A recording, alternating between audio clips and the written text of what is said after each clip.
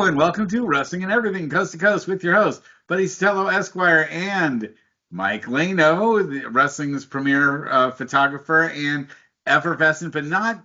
Your complexion now matches your background. Evan Ginsberg, you're a little under the weather. No, now you look good. Now you look good. Now you look green again. So we'll go with it the way it is. So good to see you guys this week. I know we've got a holiday here with Memorial Day, thanking everybody that served with the U.S. Armed Forces. My dad was a captain in the Air Force, although he never flew a plane, never shot a gun. He was a doctor at a Air Force base in Ankara for 4 years. That's how he served all of us from being taken over by the Turks, I guess. But it's really nothing really hot on the agenda for the moment, so I'll throw it out there to you guys. Did you watch the AEW pay-per-view? I did. I think Evan did. I just saw the main event. Oh, well, it was very, very long because when I said I couldn't do the show last night, Sunday, it almost starts at like 3 to get it turned on, the pre-show. They had several matches, decent matches, and then it's very long. I had to stand up. I'm not feeling well these days, and I had to like jog in place, do anything to stay awake to get. It's exciting, but it is a lot of sitting when you're sitting there 3:30 till or almost 3 to 9:30. That's like 6.5. At least you're not like a typical wrestling fan and like shoveling down Funyuns and Bugles but and on Doritos. Another camera, I've got, I'm rooting for the Knicks because I would like to see a team that hasn't been in the playoffs and hasn't, in many Well, that's years. everybody. That's everybody's rooting for them. So no, but I mean, the Minnesota hasn't made the playoffs very often, and Indiana. But there was also the counter programming. WWE put their NXT big pay-per-view where the title switch hands to a non-TNA wrestler, NXT's Trick Williams beating Joe Hendry. So I didn't have a third set that I could put and have those three things going. So now I'm going to have to go back and watch NXT. But I wanted to ask, because my time is limited just because my throat starts giving out and I feel like shit. Back to Mike Diamond, who we lost, Max Justice.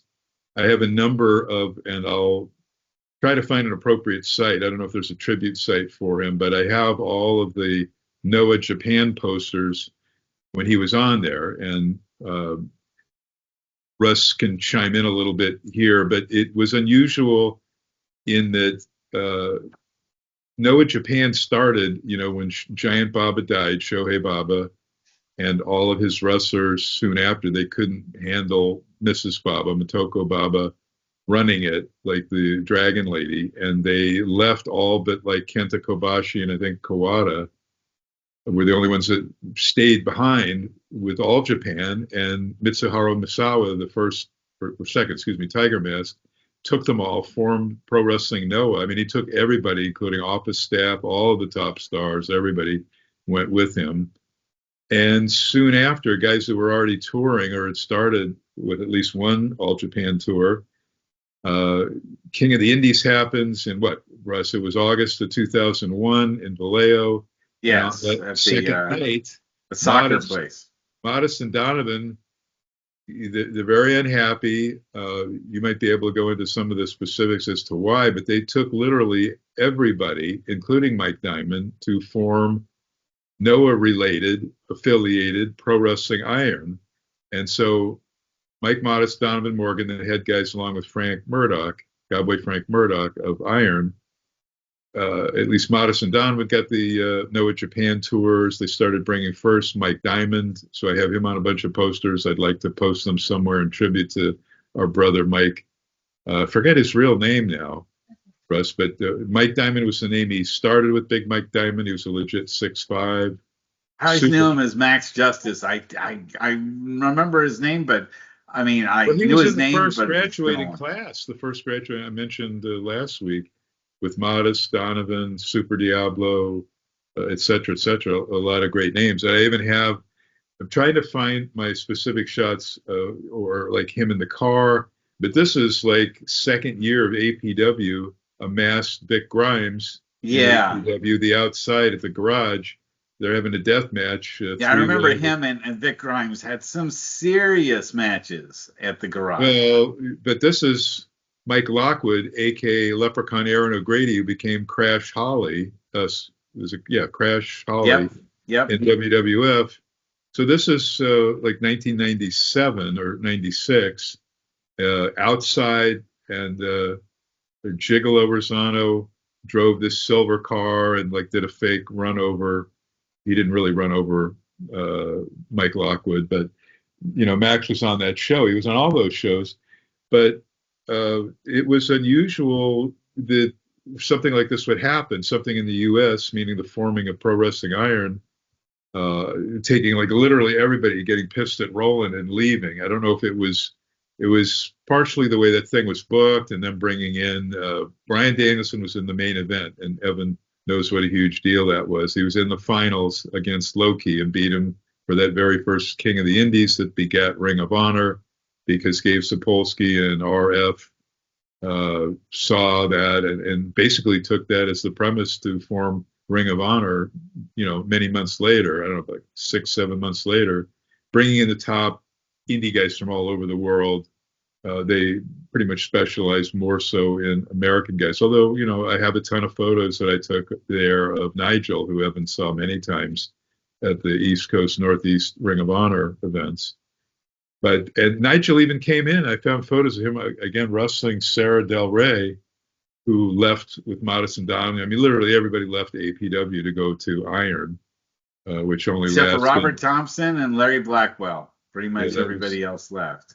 That was it. And what's her face, who started Betty Beefcake, who was the manager of LA for the Snot Brothers. She stayed on and became like Roland had her do ring announcing. There was a couple that stayed on, but most everybody left, including yourself and all the boys. But writing with him to shows like the very first Vallejo show, APW's very first couple of house shows in 95, 96. Mike Diamond was always smiling, always a great guy. Didn't he wrestle? I thought he wrestled maybe night one, Dilip Singh, who later became That's Great exactly it. Yeah, he faced the Great Khali in one of Khali's earlier, first big matches. I mean, he had some minor matches, but this was his first really big match in front of a sizable crowd. Was at King of the Indies against Max Justice, and that was a pretty big deal too. To have the two of them square off, because they hadn't fought each other before in APW, and it was a big build. Dilip, I think, was he a babyface, or he was a babyface at that time? I think he was a face. No, he was being managed by Jason Dedrick. Okay, and the females, I don't know. Miss TNA, Tina. We had a lot of women that came and went. The future Mrs. Jim Cornette, Stacy Goff, along with her sister Brenda Goff, they were starting to come and valet as heels in 98, and along with Jeff J.R. Benson, who these names might be familiar to Evan, and Ron Head, and videographer Peter Hines. They all, they managed and did ring. Ron Head did ring announcing. Jeff J.R. Benson was a heel manager. I miss Ron Head. That guy was great. He left right as I joined. Yeah, but you don't even know the story. All five of them. So Stacy, Brenda, Peter Hines, Jeff Benson, Ron Head, they all loved Smoky Mountain. And they thought, we will just move to wherever Jim Cornette was based out of in the Smoky Mountains, and impress him and get jobs. And Ron Head did a little bit of announcing, like a substitute, but Stacy became Sin, female heel manager. She was like the only one that really got going there. But it's like, why would you give up everything from California and move to, wherever in the Smoky Mountains?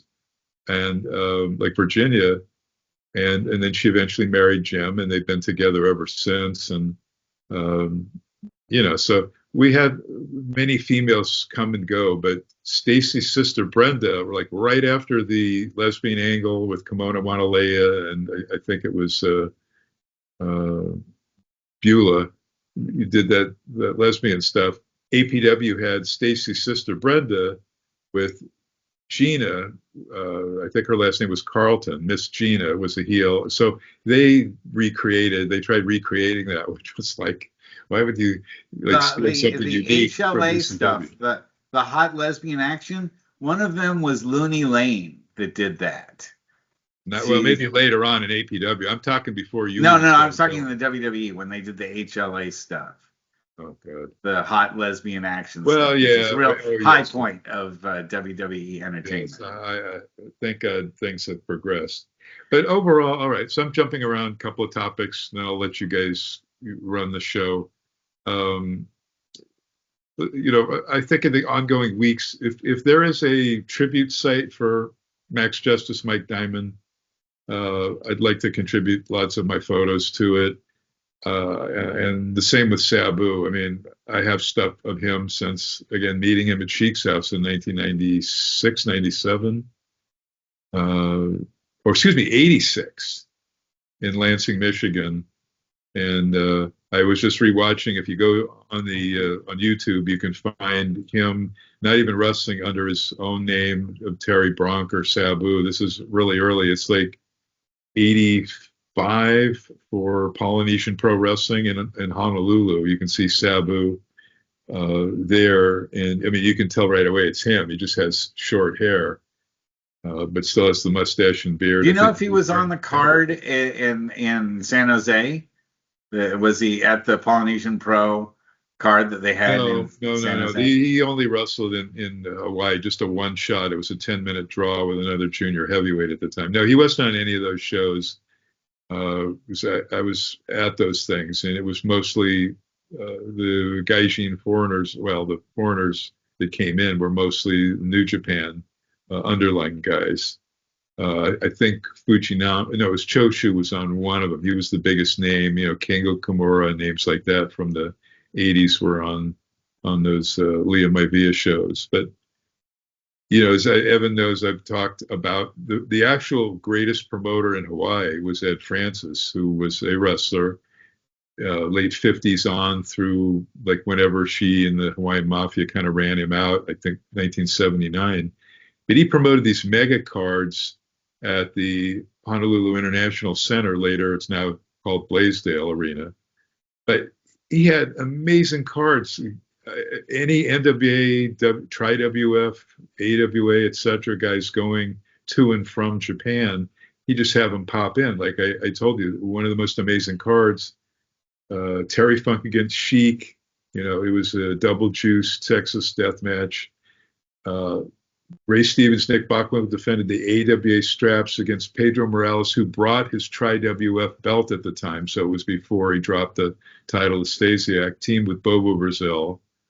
Like the opening match, Mil Mascaras against Lonnie Moondog Mayne. It was just a stellar card. And then there was a battle royal with the very first time that Giant Baba and Andre ever met. I mean, Andre wouldn't even go for like another 15 years to his very first and only All Japan tour after, Vince had to let him go.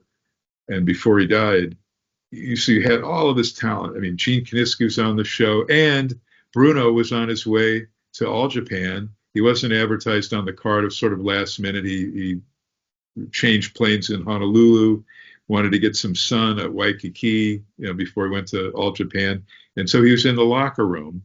He didn't want to detract from the wrestlers there, but you have like everybody on the planet, also Dory Funk Jr. and Maurice Vachon, and then the usuals, Pampero Firpo, Handsome Johnny Barron, Ripper Collins, so that was the great, much greater than the stuff that Leah did. But anyway, I wanted to pay some homage. If anybody is setting up tribute sites to Mike Diamond, Max Justice, I'm sure Did they do a GoFundMe? They did one, and like Chris Jericho donated his usual 5,000, and they went over in just a matter of like an hour and a half what they needed to get a proper burial for Sabu. But if there's a tribute site for Sabu, please let us know. Our hearts go out. I mean, gosh, Mike Diamond died like 2 days after Sabu. Two people I was close to, so it's really rough when it's. Evan can attest to that. Like one of his best friends on planet Earth, Tiger Khan, passing. It's rough seeing these wonderful young guys go way before they should, and they had so much left to contribute to the biz. Well, especially in Max's case, where it was nothing he did wrong. He was just literally in the wrong place at the wrong time. And I don't even think they've caught the person that hit him yet. Oh, the guy didn't even stop. It was a hit and run. No, it was hit and run. That's despicable. And Very. The fact that he was bicycling, picking up medication for a family member. I think so. And just going out on his regular training. He was a personal trainer, so it was just regular exercise for him. So. Was it at night when it was like dark, or? No, I don't think so. But apparently no witnesses. So, that's the sadness of it. And hopefully they'll find who's responsible, because a person could go hit someone again. That's just despicable. Why wouldn't you stop and try to do your best? At least do your best to try to help the guy. I don't think you would be going to, but whatever. That's the decent thing to do. You stop. You try to help this human being. It's a major felony. It was at your hands that this Mike got hit and died, I guess, on his way to, if not at the hospital. I mean, or on arrival. It was just horrific. I know. I still can't fathom. I never would have thought that would happen. I mean, the guy was so big and so strong and such a great team guy. That was the thing that. Well, he was a gentle giant. I mean, I never saw him in the back or when we rode to stuff, or the few times Roland would actually spring in the early 90s before you got there. He sprung for a couple of like Christmas dinners where he would pick up the tab. But Mike always had a huge smile on his face, always happy, laughing, joking. Everybody loved him. No, but in the ring, he was very serious, and people took him very seriously. And he, because he was part of that original APW class, he had a very high level of standard for the matches he put on and the kind of performances that he didn't want to ever provide a sloppy match or a poor performance himself. He had he did have quite a few WWE and WCW tryouts, and WWE had him in developmental for a couple of months. But again, the human being, such a great, nice guy we all loved. And no one could ever say a bad thing about him. And there's very few like that, like a Red Bastien or John Tolis. Everybody loved these people. Hey, Crash Holly too. We all loved him. I mean, he was someone that everybody loved, and Mark Smith as well, and Virgil, and I just keep going down the list. Boom Boom Kamini. We lost Boom Boom Kamini. Now, Boom Boom didn't have friends everywhere. Boom Boom did make a few enemies because he was an acerbic personality, but deep down we knew he had. The only thing he ever did, and I saw him do this to Mike Diamond. It's the only time Mike Diamondback's Justice looked like he was going to haul off and slug him, when he did the titty twister. He would often go up and just do that to you, like come from behind. This is Boom Boom. But he did that on Mike Diamond Max, and I don't think Mike was having it. No, he's not the kind of guy you titty twist at all. In fact, you have to reach up like here to do it, so it's not an easy thing. I mean, most people don't realize that Max was almost as big as Dilip. I mean, he was a little shorter than Dilip, but not as muscle bound in the biceps and everything, because Dilip was a major power lifter before he joined the wrestling circuit. But Max was a massive guy, and his heart was as big as his body, and I am very sad. Sweetheart, I've got to go, you guys. I can feel my throat is, it's good to have you bulging out. But Ev, will you take care of yourself and feel better? Put on that face mask. He's like digging up ancient Greece right now. Tag out, and we'll move on to Evan here. Mike, take care of yourself. All right, take care, Mike. Guys. Thank you. Good night, everybody. All right. So now that we've had Mike's contribution, Evan, you've been patiently waiting in the wings. Mike's struggling to sign out. Okay, well, I think he just did. He just officially did. So, there we go. Just you and I here. So you can now take the mic and say whatever's on your mind wrestling wise. What did you think of the match that you saw, the AEW match that you saw? I thought it was another great Will Ospreay match, Will Ospreay and Hangman Page, and it was long and grueling. And for his critics who say he doesn't wrestle, that he doesn't sell, it's absolute nonsense. And he's just a spot monkey. Absolutely not. He's the best thing out there today, and he has one great match after another. And I'm a jaded old school fan saying it.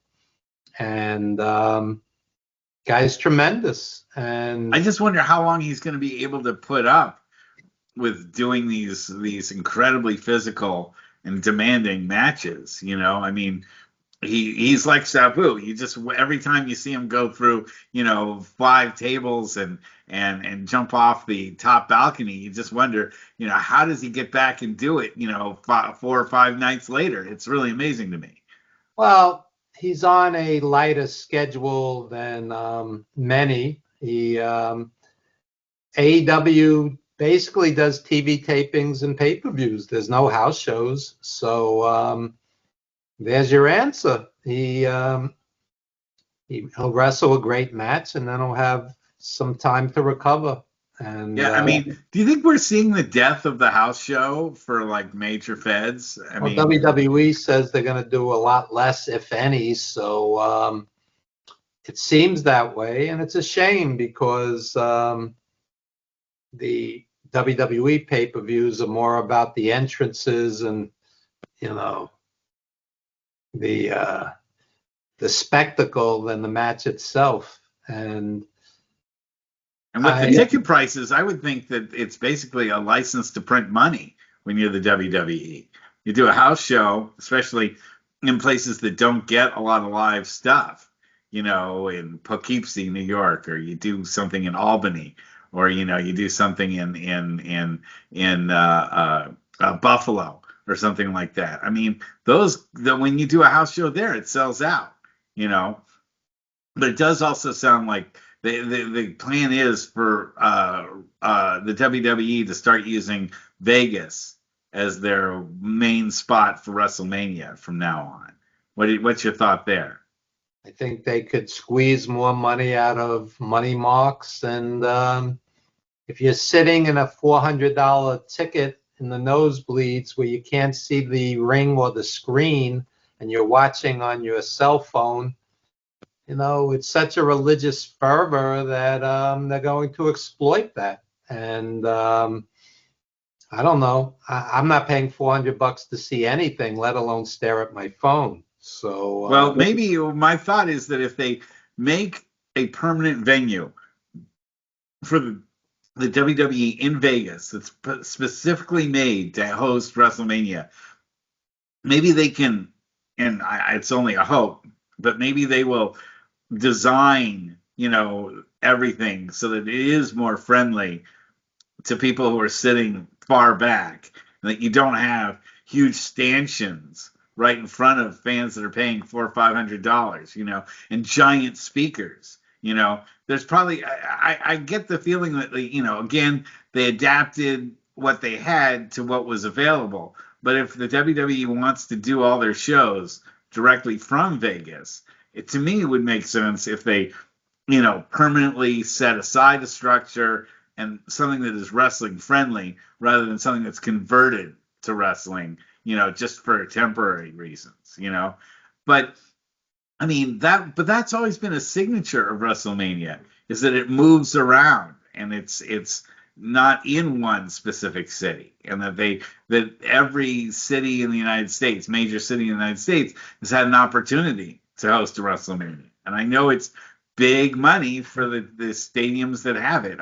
Here in San Francisco, when they did WrestleMania 40 or whatever, it was just a huge boondoggle. Not that I think there's still people getting out of traffic from that right now. I mean, that was like 5 years ago. I think some people are still driving home from that. So, it's there's pros and cons. I guess, if you know that it's always going to be in Vegas, in April, you can, set your plans for it. You can book hotels ahead of time, that sort of thing. There's obviously Vegas is never short of hotel rooms and never short of things to do. But I also thought when you had the 2-day WrestleMania, in my opinion, I thought there were a lot of people that like showed up for the big matches, and that made the crowds huge.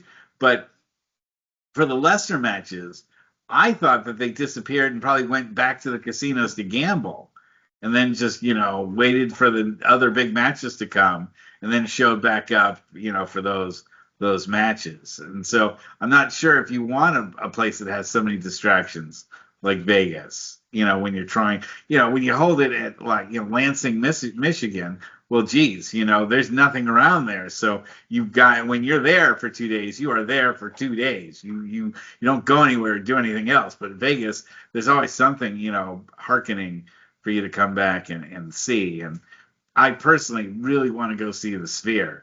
Have you heard much about the Sphere stuff? No. Oh, it's just, visually, it's supposed to be just about the closest thing to an acid trip as you're going to get. And they have, speakers like in every part of like the seating that you're in, like you're basically sitting on a giant speaker, that transfers everything. And some people, get so much vertigo because it's the screen is so large and so encompassing that people like stand up and then fall down because they get dizzy from like the motion that So one place you can't see the ring with a screen, and the other place you fall down from being dizzy. This sounds like real goals to expend your hard-earned money.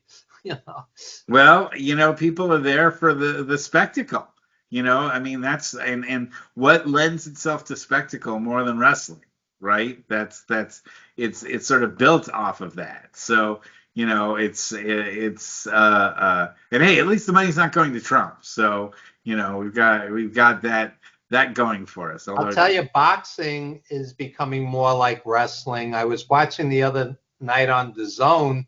They had tag team boxing. What? Yes. Wow. I couldn't make this up. They played John Cena's theme music, and when the guy got hurt, he tagged out to the other guy. It was bizarre. And I've never heard of such a thing. And it was a survivors match. It was all taken from wrestling, where Wow. one guy remained at the end out of like 6 guys or 8 guys. It was bizarre. So the guy would get hit in the face and stunned, and he'd stagger and tag the guy. It was absolutely the strangest thing I've ever seen. When you tag, do you automatically lose, or are you still in the fight? No, then you go out on the ring apron and you try to recover. So they did this shtick where like the guy tagged out, and then immediately one of the other guy tagged him back in because they knew he was hurt. And it was all taken from wrestling. Wow. So like Wow. the WWE cancer has spread to boxing now. I thought the World Pillow Fighting Championship was bad enough, but now. Well, now you got the slapping stuff. The Oh guys, gosh. that's what that. Well, Dana White just loves that. That's like Dana White's like perfect dream for like you don't have to pay these guys anything because they're dumb enough to just go up there and do it for like $1,000 prize or whatever. I heard it was like $2,000 at least a while ago, and to me that's not enough money to risk concussion and permanent injury. Yeah. You got big guys hitting you hard, and how do you block it? And it's not worth $2,000 to make look like a fool too. Where you get hit and you fall on your butt, and then it's all on the internet for the next 2 weeks. Everyone's going to be saying, "Oh, you got the crap knocked out of you. Here, I'll show you on my phone. You're like, yeah, I remember. Well, or maybe you don't remember it, but Like the old expression, desperate people do desperate things. I guess if you really need that 2 grand or whatever the fee is at this point, it's not going to be any Herculean amount. You know, I think people do it to push their brand as much as anything else. You your know, brand. You're a genius getting slapped in the face. What's your brand? yeah. Well, you're a punching bag. That's the brand that you wind up being. But I don't know. I have not. I mean, it's funny to watch maybe one or two of those things on the internet. They'll show some of the crazier ones, but I couldn't sit there and watch a whole evening's worth of guys getting slapped in the face I'd or like something to like see. that. I'd like to see some of the power brokers at WWE get slapped in the face. I would watch. Yeah, yeah, exactly.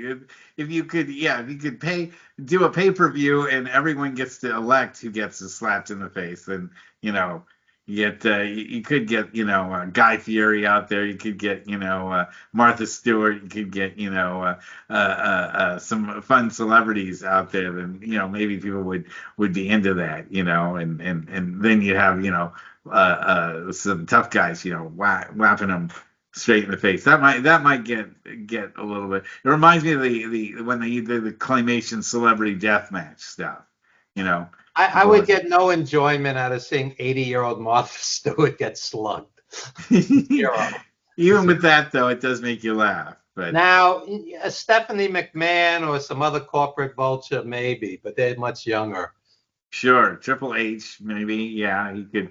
There'd be a line, though. There'd be a lot of people lining up to want to Yeah, do see, that. like Ryback, like slap Triple H. I'd watch that. Sure, Goldberg probably doesn't mind doing that too. In fact, have you heard that Goldberg wants to fight one more match? Yeah, I heard that.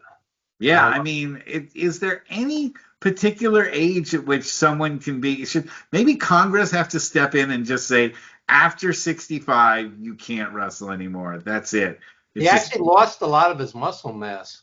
of course. I mean, he's not lifting as much.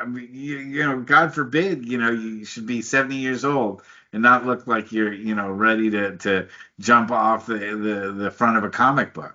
I You think know, I think he's in his late 50s or 60ish. I think he's like 60. Yeah, I I think don't he's think he's 70. like 59 or 60, and I mean, it's great that he's in great shape, but why? I just don't understand the appeal, both for the person to get, well, the appeal is that you get millions of dollars, but Bill Goldberg has millions of dollars. There's no way he's broke at this point Yeah, with but if everything you he's done. say you're going to wrestle 10 minutes in Saudi Arabia and we're going to give you a couple of $1 million, it's hard to say no to that.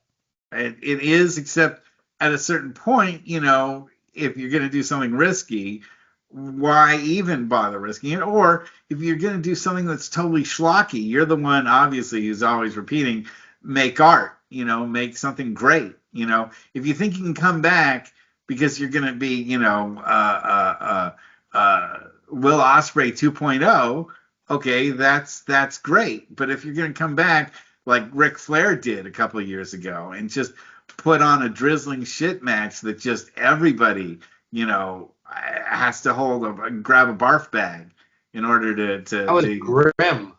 It was. It was like watching your grandfathers get into a wrestling ring, and you're like, everybody. Well, half the people that were watching it were watching because of the car wreck nature of it, and just like you can't turn away because you got to rubberneck this and see what happens. And the other half, I think, were genuinely rooting for Ric Flair to just get absolutely plastered and just get potatoed and be carried out on a stretcher. And I mean, yes, wrestling has its fans that are like that, but it's also when it's a great guy like, I mean, not a great guy, but a legend like Ric Flair. I mean, no one wants to see Mankind get back in the ring. No one wants to see Mick Foley get back to the ring. I mean, I'm sure he could quote unquote do it, but he'd be risking something permanently damaged if he doesn't. I'm still amazed like The Rock can do it. I'm amazed that The Undertaker keeps wanting to hint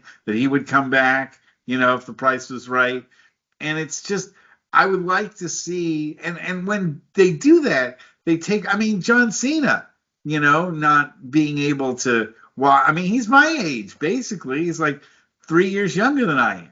I can't imagine trying to carry a match like that. I know he's still in pretty darn good shape, but you can see the slowing down of him when he's doing his stuff in the ring. And you can see other wrestlers having to adjust their pace so that they can do something slower with Cena.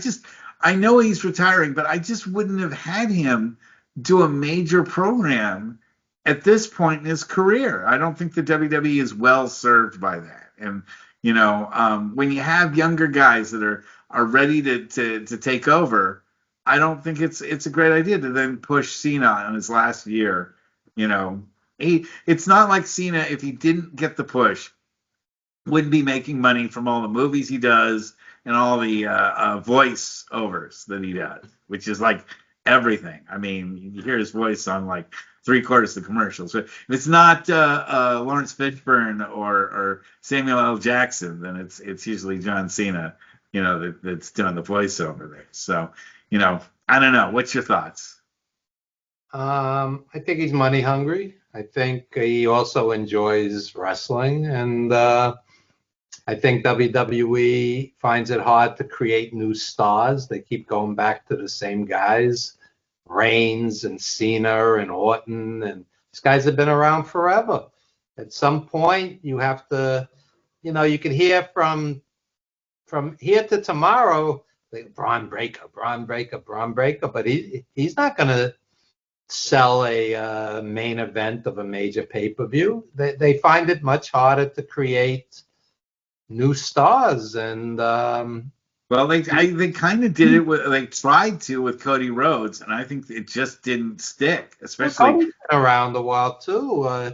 Jey Uso's been around 15 years. It's where's the young guy who's the new Cena? Where's the young guy who's the new Roman Reigns? They're doing well with Fatu. Fatu is great. And they had Gunther. I mean, they were pushing Gunther for a while, but I really feel like I could tell by the way he lost at WrestleMania that the de-pushing was going to start happening with him. And it's lo and behold, he's starting to job a lot of matches now. And what was that aura of invincibility for Gunther, he's kind of like what happened with Braun Strowman, which, of course, his injury situation is, from what I hear, really dire, and he's probably never going to come back to wrestling. But, the WWE gets enamored with somebody and pushes them so hard. And then, when they just feel that the expiration date has happened, they just turn away so quickly and they never come back. And I feel that Gunther is the next to be on that. So, we saw Elias kind of fit that mold too. They were pushing him for a while, and then they got bored of him and they just, dropped him. And Rusev is another kind of guy that I remember. Rusev they brought back. I know. And then they even, Sheamus was a big push for a while, and just when these guys get hurt, the WWE really just kind of snowballs them out of there. And in the case of Gunther, I just think they wanted to make Gunther more marketable. And he's marketable to wrestling people, but he's not really marketable outside of wrestling. I think Cody Rhodes is the same thing. He's like, people that are wrestling fans know who Cody Rhodes is, but your average ma and pa person, they don't know who Cody Rhodes is. Maybe if you explain to them that he was Dusty Rhodes' son, they might, go, oh, okay. But everyone knows, obviously, who Cena is, and everyone knows who The Rock is, and everyone knows, and Roman Reigns, I think, kind of got through to the general public. I mean, I don't know. I mean, I don't think Roman Reigns ever really became just like a media star outside of wrestling. What's your thought? He's done a couple movies. But he's nowhere on Cena's level as far as mainstream popularity. Before I forget, I just want to mention I saw a good wrestling documentary. It's new. It's called The Ref Didn't See It. It's about referees in pro wrestling. Colin Hunter from Kayfabe News put it out, and it's funny. It's heartfelt. It's it basically you would in particular appreciate it because it shows how these indie promotions, it's almost like a surrogate family, and there's some really poignant scenes in it and some funny scenes in it, and it doesn't take itself too seriously, and I really recommend it. There's one scene in particular. There's a Native American wrestler, young woman, I forget her name, and she's like, these are my friends. They really saved me in a sense. I'm paraphrasing. And then one of the older women wrestlers said, she reminds me of me. And she got very emotional and started crying. Like I went, like she was making the point that she went through a lot personally, and the wrestling really was her salvation. And it's really well done. It's called The Ref Didn't See It. How can we see it? Where is it on? I'm not sure. I guess you would have to pull up the website, but I'm not sure what platforms it's on. I had a screener, but well worth seeing. And maybe we could get Colin Hunter on one night and he could talk about it. And there's some notable people in there. There's some pretty well-known wrestling personalities in there. It's a good film. It's a really good film. I still haven't seen Queen of the Ring yet. So I haven't seen it either. People are telling me it's starting on streaming, that it's it's making the rounds, and at some point, I want to check that out. It'll hit the cable channels, and I heard good things about it. Yeah, no, I'm behind on watching wrestling documentaries, and of course, with Dark Side of the Ring out, it's you have that to watch too, so it's hard to catch everything, all and the regular wrestling that is on. Speaking of watching stuff, my cable went out yesterday, and I missed the Knick game. I know you did, and I was telling you it was okay for you to miss it because they were down by 20, and they wound up winning after all. So, of course, this morning, it was a very simple tweak to get it back. The geniuses at Verizon. I'll tell you, the bane of my existence is this technology. My freezer broke down earlier this week. It's about 9 months old. It's a name company. It's not a piece of garbage. So the thing breaks down. It needed a new timer.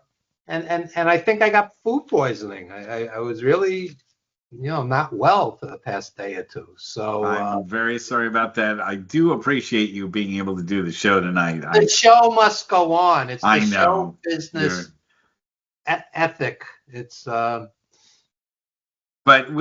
in that vein, we can make it a shorter show tonight and wrap things up. I mean, if you want to, I did want to thank you on air for sending me a copy of your book and sending one over to my brother. And I'm looking forward to reading it. So, I will take my time on that. Maybe it'll be a little bit of light summer reading now that my kids will be out of school in a couple weeks. I actually did a few open mics recently for non-wrestling people, and it really went well. I had, on 2 occasions, I had musicians backing me because some of the stories are music related, and I would read it. The book is called Wrestling Rings, Blackboards, and Movie Sets, and it's 100+ short stories, and some are obviously about wrestling and some aren't. So there's a story called Sunny, and you may be too young. There was a hit song, Sunny. Yeah, yesterday's my life. Yeah, exactly. Rain. So every time the song came on, my mother got very emotional, and I was a kid, and I didn't quite understand it.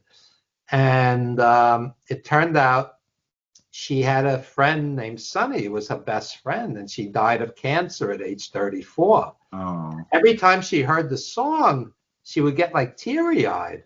And years later, just out of curiosity, the singer-songwriter's name was Bobby Ebb, and it's one of the most covered songs of all time.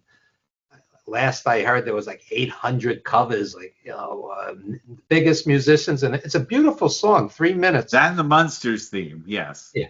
So to make a long story short, we got time, so you can go ahead and make it long if you want. It turned out that he wrote it right after JFK was shot down, and he also wrote it right after his brother was stabbed to death.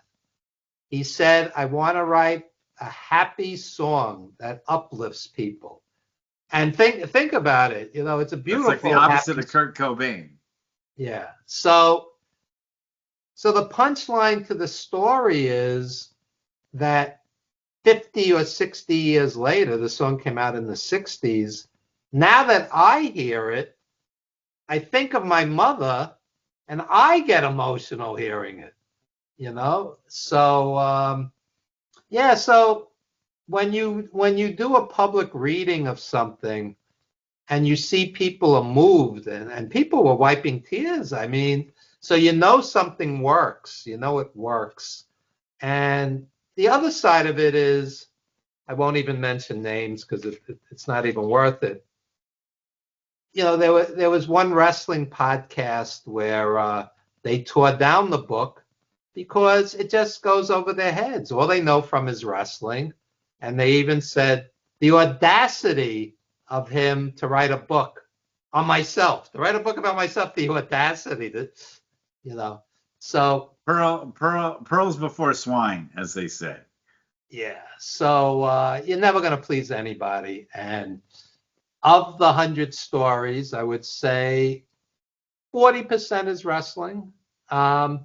But I think when people hit a certain age and they're a little more enlightened than these guys, the world is not just wrestling. There's more, it's at this stage of my life, I think I'm happiest at a great concert more so than. Well, why do you think I named this show Wrestling and Everything?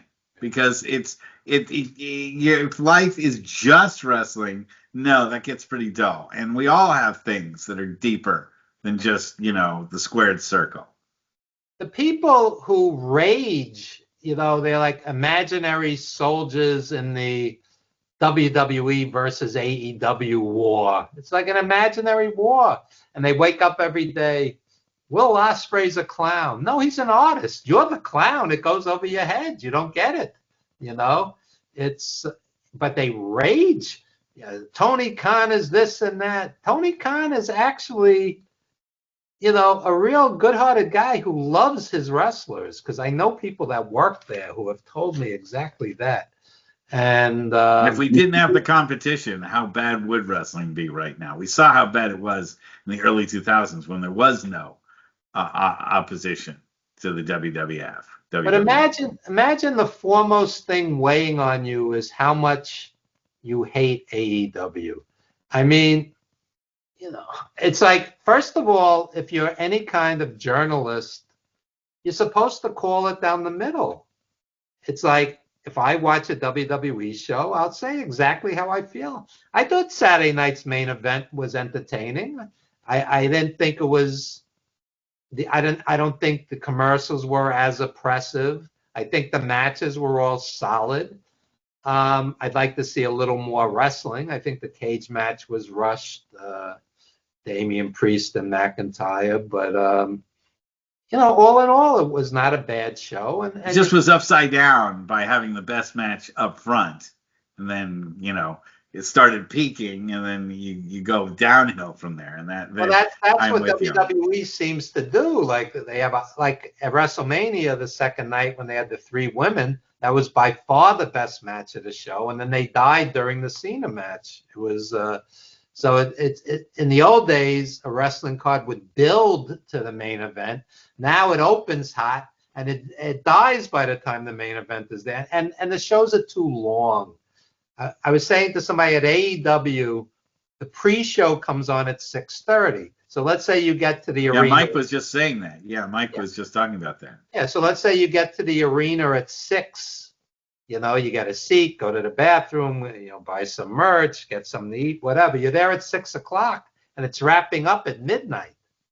That's a six. That's And 6 then hours. you're talking a couple days worth at Vegas, and that are all day things too. Yeah, no, wrestling shouldn't be a And marathon. that's, yeah. It's not an endurance contest. I agree with you. It should be something that sometimes less is more. And the show that we just did, the live show that I just did on the 17th, we started at 5 and we ended at 7 o'clock. It was a 2-hour show, period. And we got people home. We started, people could go back home and live their lives, and they weren't there till midnight, driving home. And there weren't, 30 matches. We had 6 matches, no intermission that just wandered on for hours, and people are just wondering when it's going to start again.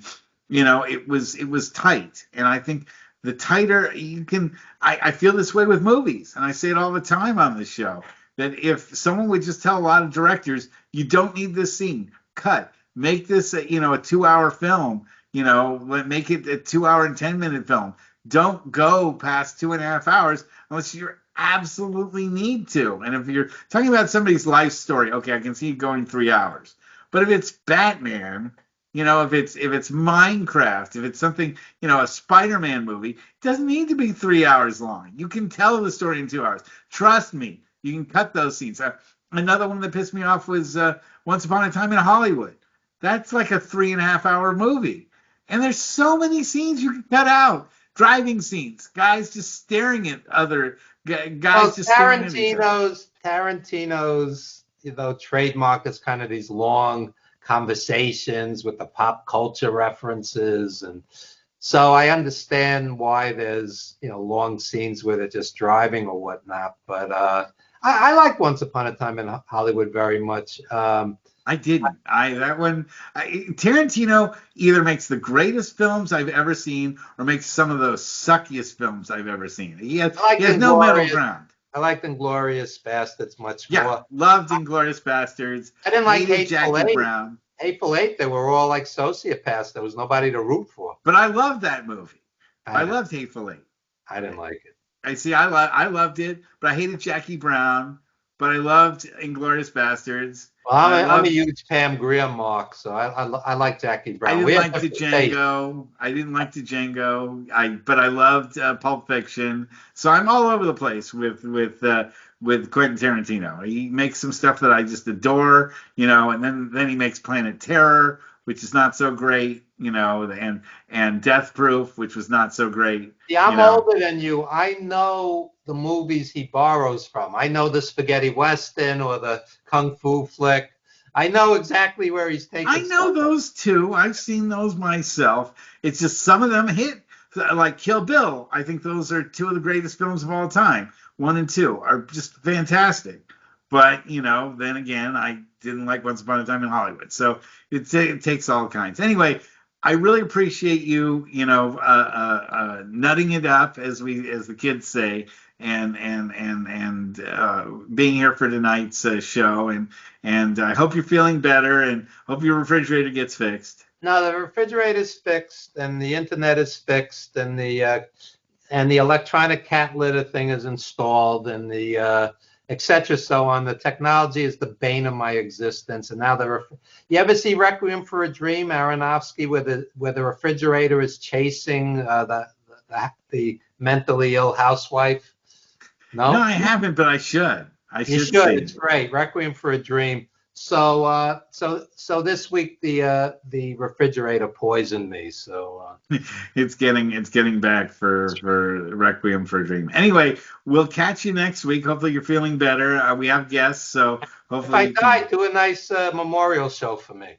I promise I will. Yeah. But somehow I think you're going to outlive me the way things have been going with me these days. So I don't fall as much as you anyway. Well, thank God that was a year ago, 2 months ago, and I've stayed on my feet. In fact, I was going to tell you, I started taking Qigong last week. I started doing my Qigong stuff. So hopefully that's a thing of the past. Tai Chi and Qigong, everybody. Very healthy. All right. We'll see everyone next week. Thanks so much, and take care, everyone. Good night. And that's the show. Yeah. So Thank you. yeah, today was rough, and I Hear I you. had- yeah, I just shitting my brains out. Well, hopefully you can go.